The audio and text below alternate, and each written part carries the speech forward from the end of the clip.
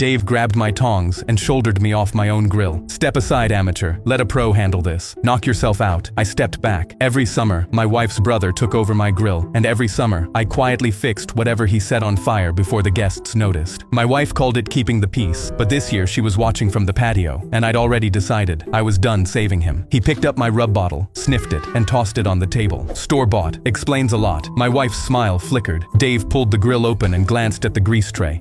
Bit full. Whatever. He slammed it shut. This was a disaster waiting to happen, so I offered him one last way out. "You sure you don't want me to take over?" He glanced at my wife. Then he laughed loud enough for her to hear. "Relax, champ. I've been doing this since before you had a driver's license." Then he raised his beer to the patio. Wife sent the boy out to grill, but a man's gotta eat. A few guests laughed politely. My wife uncrossed her arms. He cranked all 4 burners to high and dropped a second layer of ribs on top of the first. One slipped off the tongs and hit the deck. He kicked it under the grill before glancing up at the patio. Dave raised the tongs over his head and winked at my wife. She rolled her eyes, then forced a smile when he turned back to the grill. "Watch how a grill master does it." Then he slammed the lid shut. Seconds later, flames roared out from under the lid, taller than Dave, and climbed into the paper lanterns I'd strung that morning. The whole string went up like a fuse. The rib Dave had kicked under the grill caught too, black smoke pouring across the deck. Guests scattered, screaming. A lantern fell into the potato salad and set the bowl on fire. Dave was slapping at his sleeve, yelling for someone to get a hose, his beer still in his other hand.